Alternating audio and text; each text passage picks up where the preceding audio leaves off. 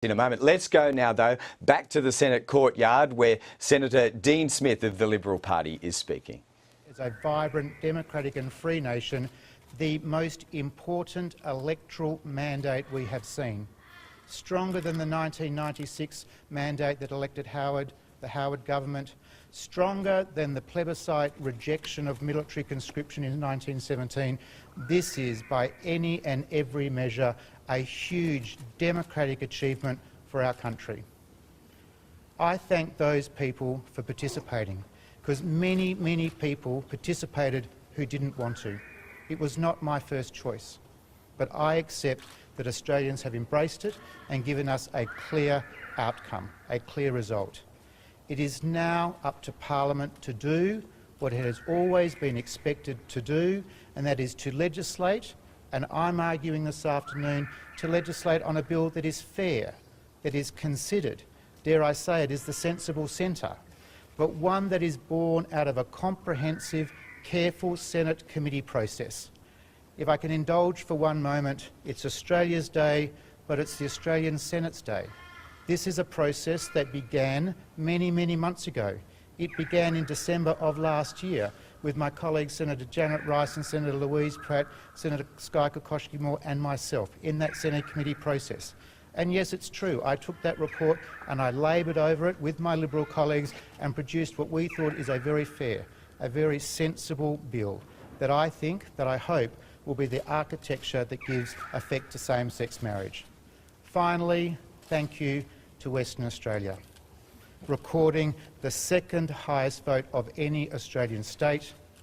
Thank you to all those West Australians who have participated so strongly in seats like Pearce and Moore and Canning and Curtin and Brand, who have made it crystal clear what their view is and how they want this done.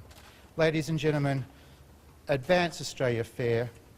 I'm proud to be a senator. I'm proud to be West Australian. I've never been more proud to stand up and represent Australian people than I was this morning when I listened to that result. Thank you.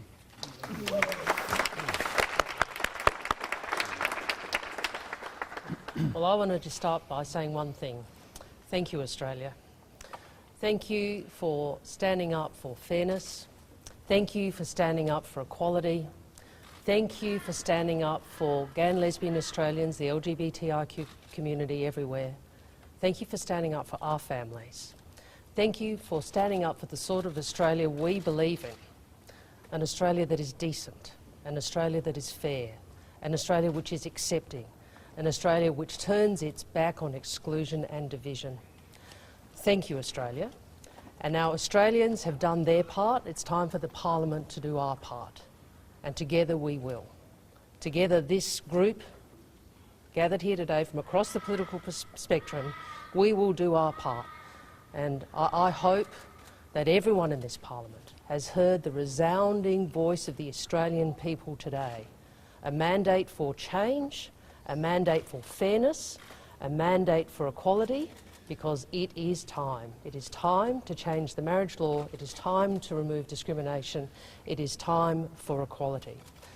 Final comment I want to make is this, and that's to our community, the LGBTIQ community across Australia. You didn't want this process, and it has been really hard for many of you. I know that because I've moved around the country and spoken to many of you. And I hope from this you can take a message of solidarity, of support, of decency from your fellow Australians. Thank you. Thanks. I also want to thank those millions of Australians right around the country who today said that they want this Parliament to legislate for equality and for love. At a time when this Parliament is perhaps at its slowest ebb, what we've seen through this process is the Parliament at its best.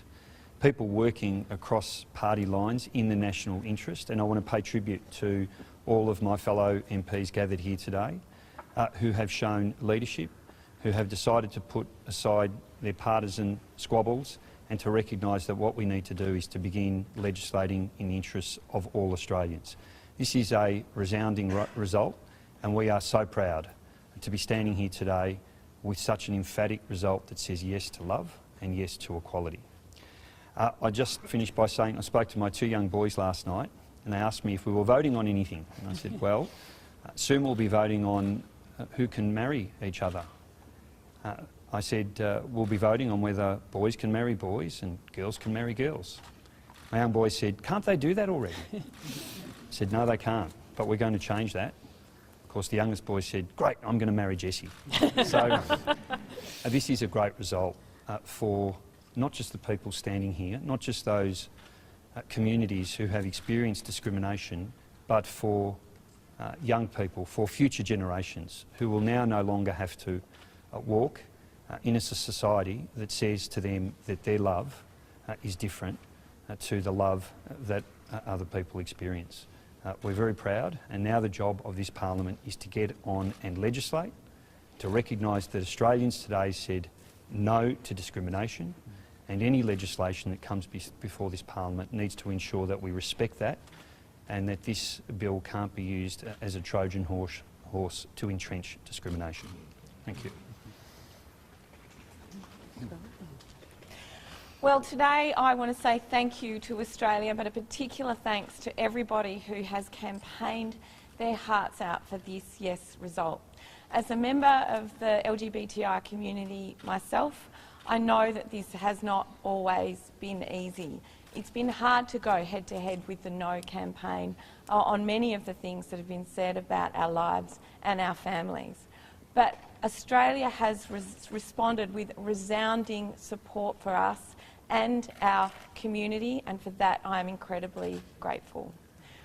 We wouldn't be here today, though, if it weren't for the fact that there are many lesbian and gay people in our community, and many who are long gone, who campaigned for lesbian and gay rights in much, much harder times, when it was criminal to be gay or lesbian, and when our identities were entirely stigmatised.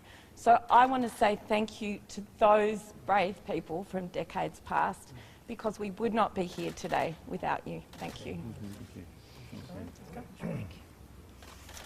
Well, I was at a marriage equality rally in Adelaide last month, and while I was there, I saw a woman holding up a sign, and it said, I wasn't going to ask her father, now I have to ask the whole country. Well, to that woman and her partner, and to all the other gay and lesbian partners out there, guess what? The country said yes. I just want to say thank you. Thank you to everyone who voted yes, who voted for equality, for respect, for fairness, and above all, for love. And I want to say thank you to my fellow members of the lesbian, gay, bisexual, transgender, intersex and queer community who have been put through a lot in the last 2 months. It has been a really difficult process, having their human rights put to a public vote, and to at least know, having got to the end of it, that it was worth it. We shouldn't have had to have been put through this process, but we've got through it, and now it's so wonderful to know that we've got the overwhelming support of the Australian community. Now, I know through my marriage to Penny, 31 years of being married, that in fact this result isn't going to change it. We're going to stay married, but it means that others can join us. And I know that, you know, from Penny's and my marriage, just how there's no difference between a heterosexual marriage and a same-sex marriage. And I know how much it means to people, all people, you know, lesbian, gay, but the bisexual, the intersex community, the trans and the gender diverse community as well, to know that they are being valued, they are being respected, their love is being celebrated just like anybody else, and that's a wonderful thing.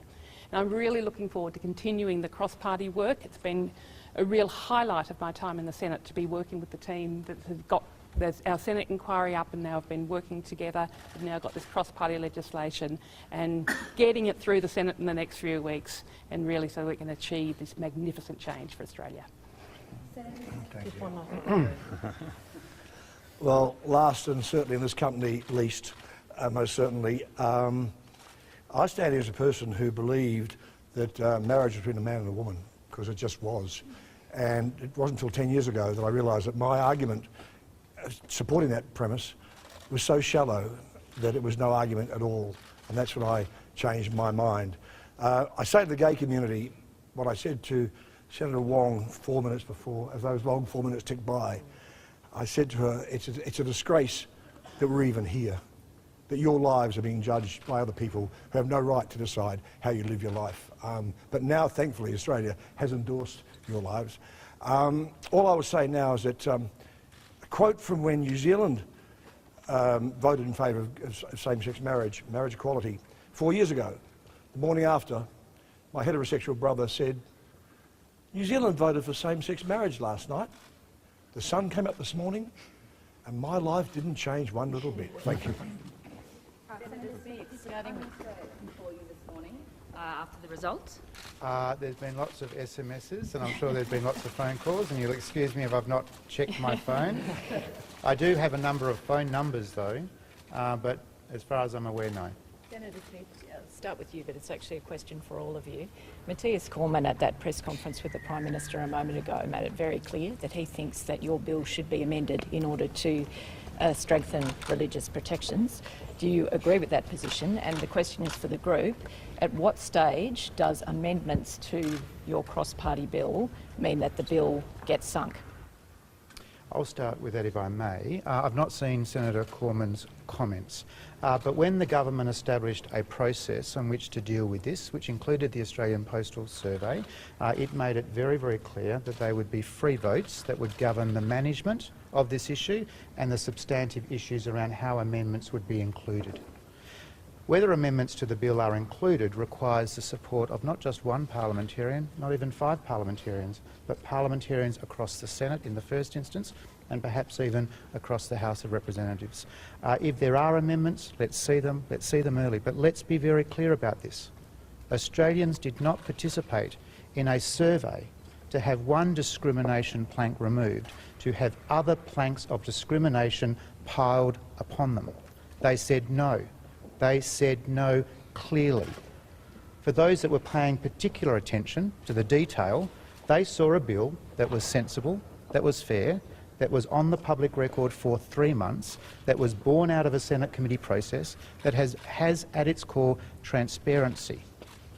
It is a sensible, fair way. It is a starting point, but amendments must be agreed not by 1, not by 5, but by the Parliament. First, as a matter of process, if we are successful in the motion we've jointly moved today, we will commence the second reading of the debate tomorrow, of the bill tomorrow. We won't move to the committee stage till we return to Parliament in the next sitting period, which is, as you would know, Catherine, when committee stage will consider amendments. I would make a couple of points about amendments.